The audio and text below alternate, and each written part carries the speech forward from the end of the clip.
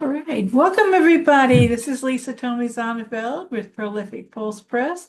I'm so happy today to welcome Tom Epperson. Welcome, Tom, to the program. Hey Lisa, good morning. Good morning. Well, it's afternoon here. Where are you located, I'm Tom? in I'm in Santa Fe. Santa So Fe. are you in North Carolina? Is that I right? am right in Raleigh, North Carolina. Yes. Okay. So yeah, it's 1 o'clock. So I've been a North Carolinian for a number of years. Took a little breather out to the Midwest, but yeah, this has been my home most of my life, so so enjoy. where did you start out? Illinois, I was a military brat, and Oh, really? so I was all over the country and even in Germany. I don't remember that because I was a small child, but yeah, I definitely have traveled the country, not so much out west, a little bit, Mhm. but yeah. I imagine you've traveled quite a bit in your adventures of life. Well, it kind of breaks down into three categories. I'm from Arkansas, born and raised. I spent the first 30 years there. Then when I was 30, I moved to Los Angeles with my best friend Billy Bob Thornton to take a crack at showbiz, Hollywood. And I was there, and Billy's still there. I was there for 41 years. Wow. Incredible that How so could much time. that be possible? Because you don't look old enough to have been 30 years Oh, out there and 41 years on top of oh, that. well, thank you. And the third phase of my life began 3 years ago when my wife and I had kind of, I love LA, but it is what it is. It's a big city. Traffic is famously bad. Air is famously bad. Homelessness and it's become worse over the years as I predict most cities will be, since I'm not an optimist about human beings. But we wanted to move somewhere, and we talked about different places, and we've both been to Santa Fe before. And I don't know if you've been here or not, but it's a beautiful place, and I'm in my office right now, and I can look out that window and that window, and I can see sky and mountains and trees, and it's beautiful. So Yes. here I am, and hopefully I'll be here for a while. Wow. Okay. For a good long while. Yep. But have you ever written anything that Billy Bob has started? That that Billy Bob has starred in. Yes. Uh, our first movie, One False Move, came out in 1991. We wrote it together, and he was one of the stars. He played one of the main bad guys. Then, what else has he been in? We did a movie for HBO, originally called like 1995, originally called The Gulf, and Billy had another role as a bad guy. And I don't tell people about it too much because the script was great, but the director unjustly got fired like a couple of weeks into the shoot. We don't know why, because he was really good, but it was his first full-length movie, John Messenhop, and pretty much ruined his career. That's the way Hollywood is, unfairly. And they brought in another director, kind of a journeyman, let's say. And it wasn't a very good movie. It starred Eric Stoltz, but he was in that. And we did a movie in 2012 called Jane Mansfield's Car that I wrote it with Billy, and Billy directed. And it was kind of an ensemble cast, but it takes place in a small town in Alabama in the 60s. And Billy was in it. Robert Duvall played Billy's father. Kevin Bacon was in it. He played Billy's brother. John Hurt, the great British actor, was in it. Had a great cast. And yeah, that's all the ones that we've written together that he's been in. That last one sounds familiar to me. I wonder if I've seen it. You certainly have named some of my favorite actors, though. Oh, Possibility. yeah. Well, Robert Duvall we did another movie called A Family Thing. in 1996 that Duvall starred in with James Earl Jones, where they played an unlikely pair of brothers. Uh, Oh, that. uh, Duvall was kind of a redneck guy living in Arkansas, and when his mother dies, he finds out that he has a half-black brother living in Chicago, James Earl Jones, and his mother's last wish is that he go see his brother and that they reunite, or actually unite, because they've never known each other. So he travels up to Chicago, and it's a I would call it a drama comedy. There's a lot of funny stuff in it. There's a lot of serious stuff in it. And Duvall and James Earl Jones were both great. They're just great actors, both of them. Yeah, James Earl died just last year, and so I and saw then that movie and loved it. That was one I remember telling other people that they have to watch it. Yeah. yeah, it's it's still out there. It's on. I think it's available on Tubi and a couple of other places, and seems to do very well. I mean, people, it seems, didn't do great when it came out. I think sort of unjustly. It didn't, we got great reviews for One False Move. A Family Thing were sort of blah, and the box office was kind of blah.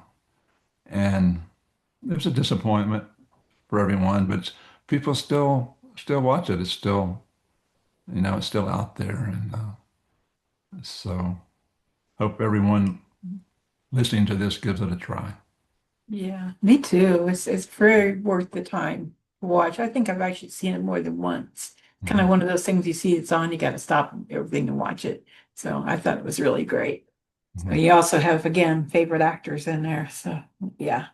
And one other movie I just want to mention that I did with Billy, which came out in 2000. It was called The Gift. The gift refers to the gift of, I don't know, prophecy, I guess. Mhm. Billy's mother, when we were growing up in Arkansas, Billy's mother, Virginia, she was best friends with my mother. She was a psychic, and she was a psychic who gave readings, and people would come to her home, and it was actually against the law in Arkansas to charge for it, but people would give her donations. And then when Billy was, uh, I guess about 16, his father died. He was only 42 years old, but he died of lung cancer. And so his mother was left alone to fend for herself and her three sons. And they never had much money to begin with, but she kept them going um, with her readings. And in a small town like Malvern, the Bible Belt, there's some people that didn't like her because they thought being a psychic, that's like witchcraft, and witchcraft is banned by the Bible. So there was a certain amount of hostility towards her. But she was just a wonderful woman. And we wrote a movie about, loosely based on her and her situation. And Kate Blanchett starred in it. And like I said, it came out in 2000. It's another one that it didn't, and Sam Raimi directed it, well known, mainly horror movie director, did a great job. And it just didn't do a lot of business, didn't get great reviews, but it should have, but please watch The Gift if you haven't watched it. Sounds very familiar to me. I may have seen that. Also a Kate Blanchett fan. So yeah. Yeah, Kate Blanchett is about, you don't get much better than her. No, No, you're correct about that. or Absolutely. Robert Duvall too. I mean, Robert Duvall. Yeah. Do you hear Oh. that? That's one of my Yes, dogs. I I'm heard only that a about my, little bit. I'm only about my dogs. Okay, let's just carry on. Can you hear it? The dog? I Can heard it a you hear little the bit. dogs? Yeah, a little Okay. bit. Okay, that's They're okay. not too loud, yeah. Oh, there it is. Okay. They're just saying hello. So they're probably telling me to ask you about poetry. When did you start writing poetry? When did I decide to write poetry? Was that the question? Or Yes. How long have you been writing poetry? um, I was actually thinking about it this morning. First poem that I ever wrote was I was in the third grade, Mhm. and teacher Mrs. Hunt assigned that was an assignment to write a poem, and so I wrote a poem about going fishing. Uh, when I go fishing, I'm always wishing that I'm a catch a trout. And it was actually pretty good for an 8-year-old kid, you know. So I was going to be a lawyer like my dad. And then when I went my first year of my freshman year, I was majoring in political science. And I had a really great freshman English teacher named George Horniker. And he loved my essays. And I got him for the second semester too. And he encouraged me. And midway through my uh, the second semester of my freshman year, I decided I wanted to be a writer. And I never, or actually decided I was a writer. It's like my destiny to be a writer. This is what I wasn't never that enthused about being a lawyer, but I couldn't think about what else to do. So, since then, I'm just never, it's just been, I've just been a writer. I feel lucky because a lot of people don't know exactly what they want to do in my life, but I found out very early. So, I got a BA in English and MA in English. And meanwhile, I was writing. So I wrote uh, all the way up late teens, 20s. I wrote two novels, dozens of short stories, and hundreds of poems. And two novels were not very good, although at the time I thought they were good, but in retrospect, they weren't very good. Some of the short stories were pretty good. The poems, which I wrote literally hundreds of, I would write 4 or 5 poems in a day. And most of them were in rhyme and meter. A few of them were free verse. And I was a better poet looking back on it than anything else. I mean, I wrote some really good stuff. Didn't, I was sending it off to poetry magazines and I was getting rejections. I got 4 or 5 poems published in small literary journals, didn't pay any money or anything, but I was happy to do that. And um, then when Billy and I were, when I was 30 and Billy was 26, because he's younger than me, we decided to go to LA and seek our fortune in showbiz. And so basically, it was all screenplays after that. I mean, I really gave up literary writing. And I wrote just a handful of poems in my 30s. And then I think I wrote a poem when I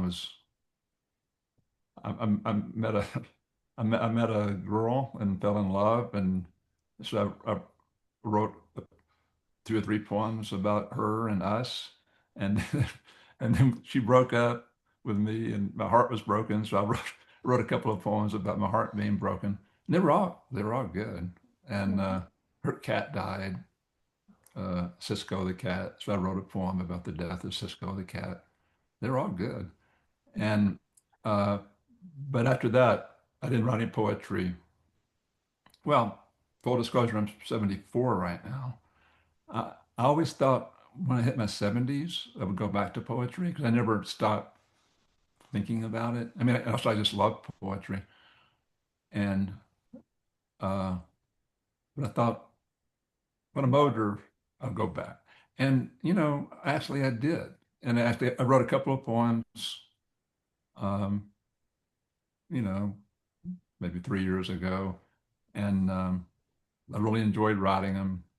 Then I got the idea for Baby Hawk, uh, which is a novel in verse, and then I wrote that.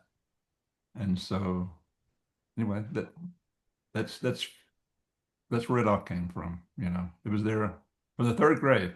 You know, I like Uh, I love Is, poems.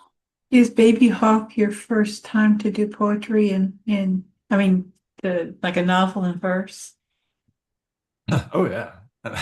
I mean, I don't think many people do novels in verse, and it sounds sort of like a novel in verse. I mean, was it like Paradise Lost or something? I mean, it doesn't sound very, you know, Spencer's The Fairy Queen. Is that what it doesn't sound like, do I really want to read that?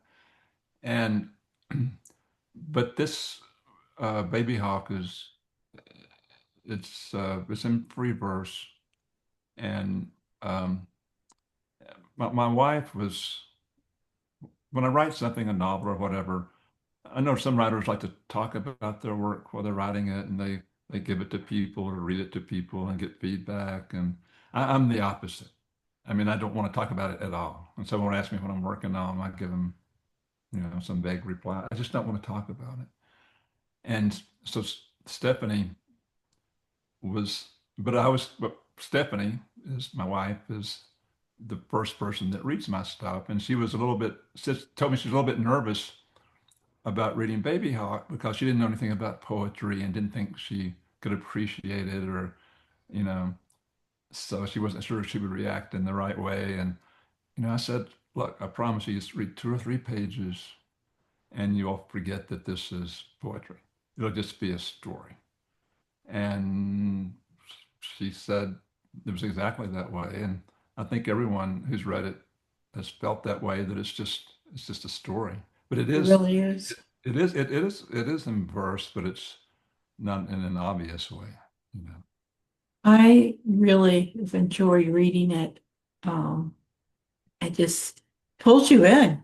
I mean, right away, right from the get-go. I wasn't sure I was going to like it, you know. First, I thought it was a book about nature, which I love nature. I thought, well, I'll give this a try. Oh, wow. Did not expect this. It's about nature in a way. It is. Uh, Absolutely has nature in it. if I can just fill people in on what it's really about. The protagonist is a 17-year-old girl. She's living in the mountains and forests of Northern California with her father. They're one of the few survivors of a worldwide plague, which has wiped out almost everyone.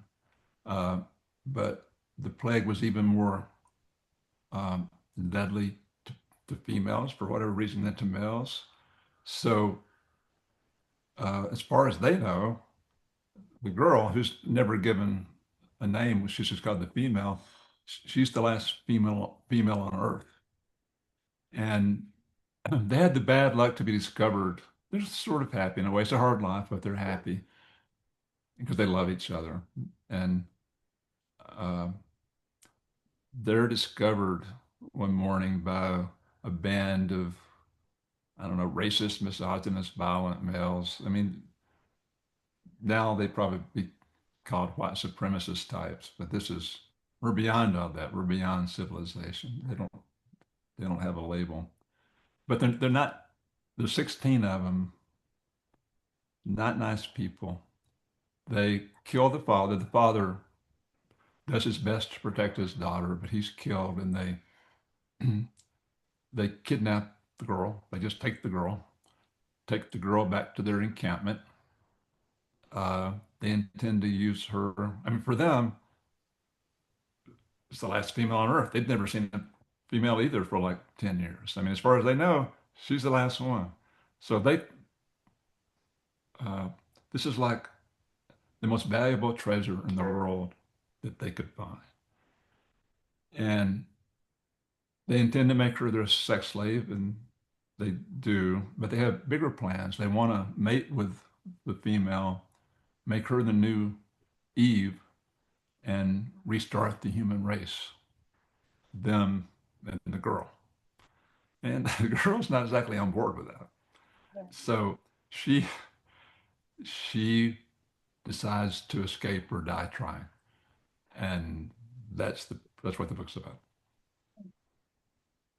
Um, I could see some parallels, unfortunately, with some things that are even happening in this world right now.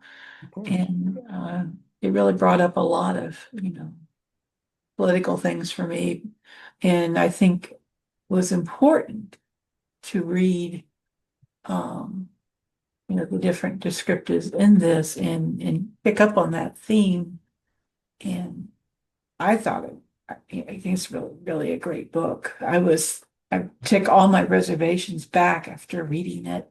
Because I was like, wow, recommending this book to others. Thank you. Probably the best attempt and success at poetry in novel like form that I've ever seen. Oh, wow. Thank you. The the whole scene, the scenery that's set up, yet you Mhm. feel like you're walking on that land. You feel the place where she is kept. You feel that environment. Um, you experience what she's going through. 'Cause basically, she's the main, narrator of the story, so to speak. She's the voice of the story. Mhm. And the different prejudices that are brought up. I'm like, well, why would they do this? Or why would they do that? Why would it make a difference to them if they had a male who was not competing for a female? Oh, Um, because one of the guys is gay from the yeah. 16, So I but mean, he's keeping it a secret, but the female yeah. figures it out. Yeah, the Mhm, 16 of them, but mostly they're a bad lot, but there's a mhm, couple that aren't so bad. yeah. And it's just a matter for them of surviving too, to be in this group. What was it that inspired you or motivated you toward writing this particular story? What was it? What triggered the thought of writing this story? Well, it just kind of came up out of the blue. About 3 years ago, we were still living in California in Culver City, which is, you know, surrounded on all sides by Los Angeles. And I was working on a novel. And so it was mid-morning, and I took a little break, and I took my cup of coffee to the window, the big picture window, and just looked out. In the front yard, there was a lot of foliage. There was a tree, and there were bushes, and so you couldn't see the street really well. But then I saw a young woman across the street running down the sidewalk, and she wasn't running from anyone. She was in jogging togs. She was exercising. She was out for a run. But immediately it just popped into my head. I said, what if she was the last female on Earth and she was being pursued by a band of males? And I thought, wow, that's like a good premise for a story. And I just stood there for about 5 minutes, and I kind of saw the whole thing. I kind of saw she was always a 17-year-old girl in my mind, 17-year-old girl with her father, living in the mountains of Northern California, in the wilderness, being pretty happy. Then they're discovered by this terrible violent band of males. He's killed. She's taken prisoner, and the book is about her basically trying to escape. And so this was a, during the period that not too much before that I'd written a couple of poems and enjoyed writing them. And so my first thought was to do it as a poem. And I thought, and I put aside my novel, and so I'm going to write this poem. It's going to be kind of a long poem. It's going to be like 10 or 11 pages long, you know, in free verse.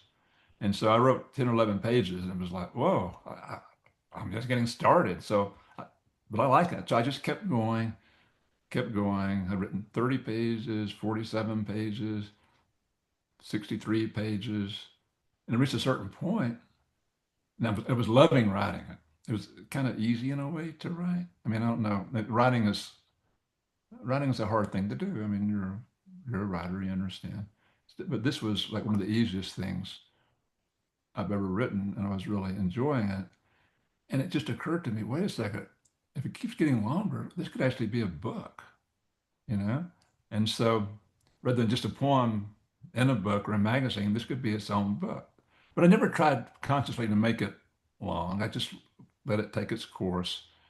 Uh, so we were just getting ready to move to Santa Fe during that period. So I wrote about maybe a third of the book. and then had to put it aside for several months because we had to sell our house in Culver City and pack up and move to Santa Fe, and it's not a lot of fun. So months passed before I had really time or the right mind frame to get back to it. But then in Santa Fe, I picked it up again, just started writing it again, and wrote for about 4 more months. Um, th- 2 months in LA and 4 months in Santa Fe, and I was finished. And it's like, well, what do I call this? Because it's not a poetic novel. Because it's not, I can't just call it a novel. I got to, but I don't want it to be called a poem because it's more than a poem. It's kind of like a quasi thing. So actually, like Google, like, what do you call like a book leaf poem? And then I found there was something called a novel in verse. People have written books and called them, novels in verse. So I thought, okay, great. I'll call it a novel in verse. And then now it's like, well, what do I do with this? I mean, who's going to want to read a novel in verse? And my agent in New York, Matt, he'll probably think I'm crazy if I send him this, But anyway, so I sent it to him, and he loved it. And it turned out, unbeknownst to me, he Matt was a poet, a published poet. He never told me that, and he knew just who to send it to because he'd been doing the same thing himself. And so he sent it off to some places, and then I got an email. Not usually the books in the past that I've sold have taken a long time, like up to a year before I sold them. And there's a couple I've never sold, although I still hope to sell them. But it seems like it was a couple of weeks later, I got an email from him. The first word was success.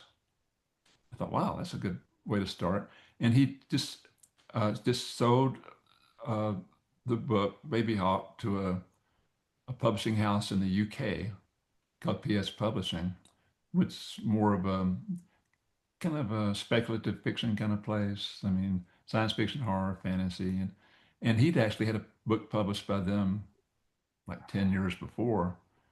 And so they just picked it up right away, And so that's the reason we're here today. It's just very unlikely. If I hadn't have gone to the window at that exact time, I wouldn't have seen that gal running down the sidewalk, and the idea would never have come to me. Yeah. Maybe it was meant to be. And I do want to say too, when, I saw what was going to be happening to this young woman in the story, it made me a little anxious because I didn't want to read anything that was like graphic, and it Right. wasn't. It wasn't graphic. And I Uh, like that I appreciate that. yeah, I mean, there's some violence that's Yeah. a bit graphic. The whole sexual aspect is so, I mean, a young, really innocent girl, 17, being kidnapped. I mean, this is like a gal's worst nightmare. I mean, and you can't. I knew immediately. I don't. I can't get into that at all. I mean, you'll just have to infer Yeah. what happens, Well, you because did a great job of making the point without having to go there with it. And I really like that. exactly didn't go there, and so the book would have been unbearable to read if I'd Mhm. have gone into detail about it. So I didn't. Well, as a woman, I appreciate that a lot. So, but no, I love it. Where was, I have a question for you, just yeah, because I'm interested. Um, you know, I'm I'm this old white dude, so I'm writing about a 17-year-old girl. So you found her real? yeah, I Is this did. Mhm. okay? Good. Yeah, yeah, I did. I could, once I put myself in her shoes, but I could certainly connect with the character. And was trying to actually problem solve in my head as I was reading it. I was like, what would Yeah, I do in this situation? right. What would, and you know, what the different scenarios I was imagining this was going to go. And I didn't quite see it coming, where it went. And I'm like, oh, wow, this is even better yet because you threw off my plan. So, um, I like the direction that, it took. And so without putting any spoilers out there. Right, So, right. yeah. Where would somebody find this book? Where are you making it It's just available? it's not in bookstores and uh, in the U.S. because it's really a UK kind of book. So Mhm. it's really just become available on Amazon Okay, now. So that's where to go. You can that's the order it place. before you could order it from the publishing company, but it would be like $16 shipping to ship it from the UK. So that doesn't make any sense. So it's just become available. So it's there, and Well, $16 to ship. that's a lot. It's a lot. No one's Yeah, no one's gonna do you that. don't get me We'll just started wait on for it to come out in shipping America. costs. It's out. It's out in America now. So Oh, that's wonderful. I'm so happy to hear that. I'll definitely put the information in your show notes so that people know where to get it. that'd be great because I think it's kind of a word of mouth kind of a book. I think it's it's with really a small publishing company that's in the UK. I mean, they're very successful in the UK, but they don't have much of a presence in the U.S. It's mainly British writers, and so it's just a matter of visibility. And I think uh, teenage girls and young women who like to read would appreciate this book. I think they'll identify with the girl, the female. Mhm. So Yeah, empowerment. Definitely has that empowerment theme to it. exactly. Are I you think it's I think doing? it's a I think it's a very feminist book. I mean, I'm not a political kind of guy. I mean, I don't consider myself to be anything. I just sort of think what I think, and Mhm. and I'm very ardent environmentalist and ardent animal lover, and I don't eat meat, and ardent anti-war person, and uh, but I think there is an an obvious feminist slant to it since she's the only female character in it, and Exactly. she looks pretty good in contrast to these guys. This could be made into a movie. Yes, I I'm really glad you think do. because I think they make a great movie. Are you So thinking about it? I I know exactly how I want to do it. Um, so it's going to go out just as a book for a while, and then at the right time, hoping to get some heat on it. 'Cause I know how Hollywood works. They like stuff that other people like. So uh, I take it to Hollywood at some point, and I think I make a great movie. Yeah, I think so too. And being the character is younger, it would be an opportunity for some of our new actors to come out. Absolutely. Yeah. I think it's a great idea to make this into a movie. I would endorse that idea. I'll be watching for it now, Tom. You'll have to let me know how that I, goes. I will let you know. All right. Are you doing talks anywhere in person or any presentations? Uh, I haven't yet. Um, no, I'm just starting. I've just been doing some podcast. You know, Mhm. it seems to be the thing these days. I've been told. I mean, when I started writing, Yeah. podcasts weren't a thing really, but they seem to be a big thing now. So Mhm. I think that's good. So Yeah. Yeah, podcasts have grown, evolved, changed a lot since I started being interested in doing them. I started doing podcasts before I ever even thought about becoming a publisher. And, I just was doing it because I just want to give poets their voice.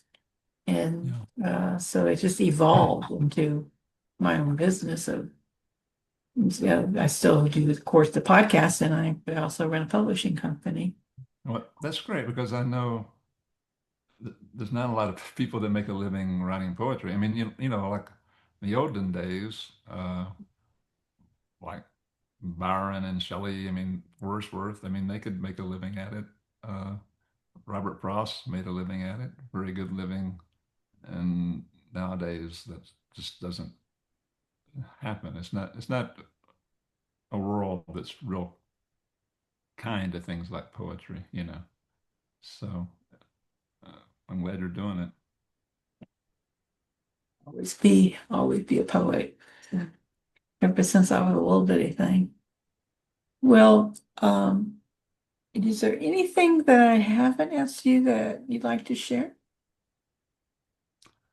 No, not really. Okay. Well, I appreciate your coming on. I do want to let people know that this will be, airing soon, but I want to let people know as the editor for finelines.org that we are taking submissions for poetry, essays, book excerpts, and so on. You might put an excerpt from your book in there, Tom. Oh, that'd be great. And so just go to finelines.org. Also, want to let people know to go to prolificpulse.com. We have a call for submissions right now for an anthology called Unhoused, Yearning for a Home.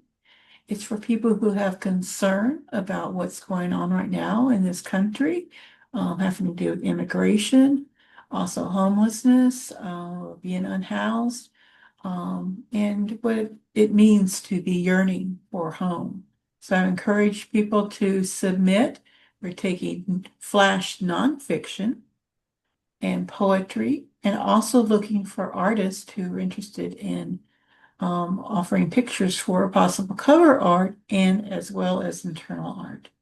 So thank you so much, Tom, for being with us today. And I wish you the very best with your book. Oh, thanks, Lisa. It's been fun. Thank you. You have a wonderful day. You too.